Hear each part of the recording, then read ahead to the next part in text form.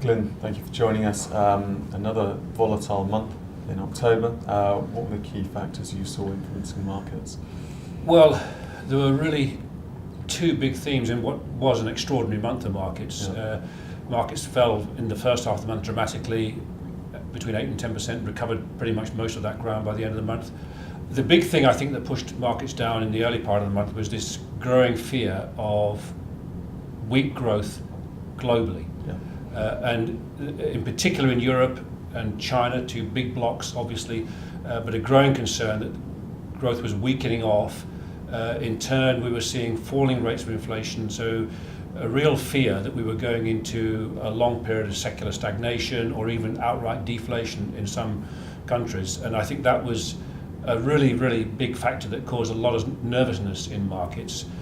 We then saw central bank action, which was the second big theme of the month. Central banks coming in, recognizing the dangers. Central banks really can't afford to see a market crash, a collapsing confidence at a time when economies are actually already quite fragile.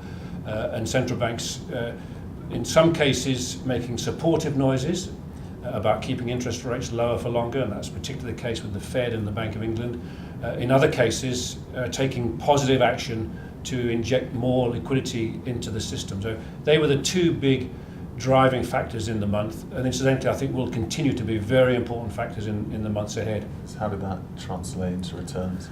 Well, what we saw was, as I say, sharp falls in the first half of the month, and by the middle of the month markets were down up to 10% across equity markets. Bond markets, in contrast, safe havens of course, government bonds in particular, very strong. We saw arguably the most dramatic moves in government bond markets. US Treasury yields fell by about 60 basis points from the beginning of the month to the middle of the month, and fell from around about 2.4, 2.5% on the 10-year down to 1.8.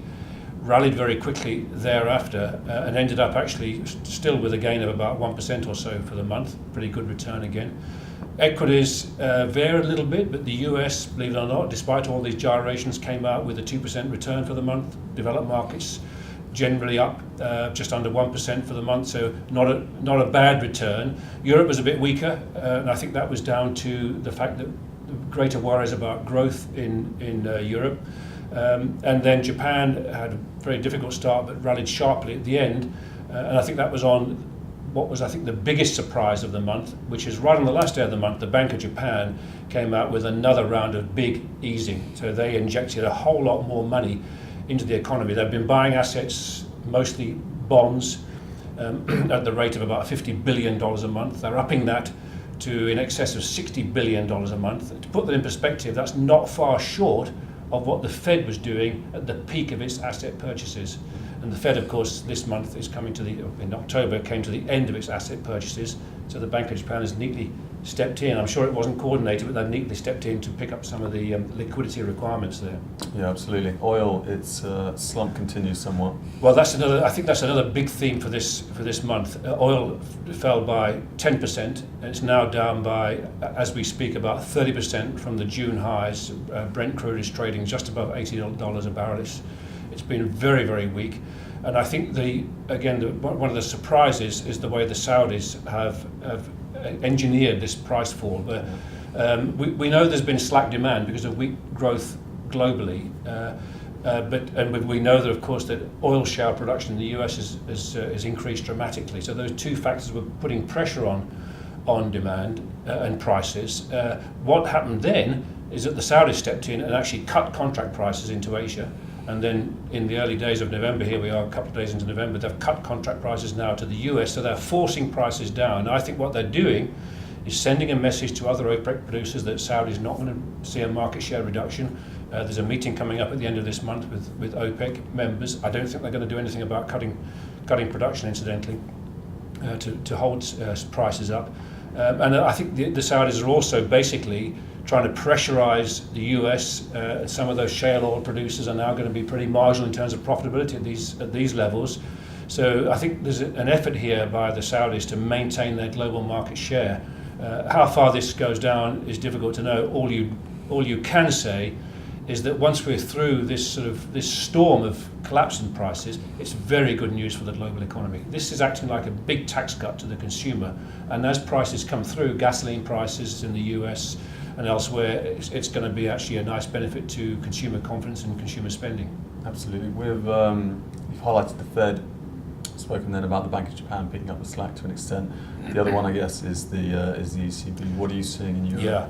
Well, the ECB said a few weeks ago it was going to start what we all loosely calling private sector QE, where they buy not government bonds, because the Germans at the moment won't allow that, they won't tolerate that, but they're buying covered bonds, asset-backed bonds, bonds issued by the private sector, held by banks. They started that program in the month of October. They're going to continue with that, and they're making pretty dovish noises about being prepared to do more if the need arises, and by that they mean if inflation remains a problem, in the sense that we've got a deflationary trend.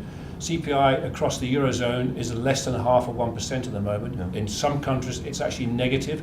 That would be a disaster scenario if a deflationary spiral came into effect for the Eurozone. So the ECB is going to do a lot more. I think ultimately they will have to do public sector QE, where they actually have to go out and buy government bonds. They're not there yet, and it won't happen until well into next year. Things will have to get worse before the Germans finally cave in and allow that to happen. But I can't see the private sector purchase of bonds being enough to inject enough liquidity. Finally, Glyn, just a note on where you think we are in the cycle and what that maybe means for asset classes. Yeah, I think what is going to happen, we're going to see more periods like in October. We've gone through a long period of low volatility for quite some time in markets.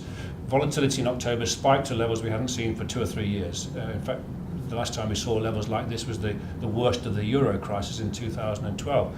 I think we're going to see a return to higher levels of volatility because we've got divergent central bank action. We've got a couple of central banks very loose. A couple, the Fed and the Bank of England, are not tightening, but they're certainly not going to loosen further from here. So you've got that issue. You've got slowing global growth, weak areas. China's relatively weak. Europe is weak. So that's a worry for markets. You've got asset prices which are no longer intrinsically cheap, and in some cases are actually quite expensive. So I think we could get a combination of factors which will introduce more volatility, but ultimately we've got these central banks providing support, very low interest rates for a long time to come. I don't see interest rates going up next year anywhere. So we've got a long period of low interest rates ahead still, big liquidity injections from a couple of the central banks around. I think that's going to provide good support. So I think when we do get these downdrafts, these periods of weakness, it's going to be a good opportunity to add to risk in our portfolios, which of course is what we did in October. Absolutely. Glyn, thank you very much.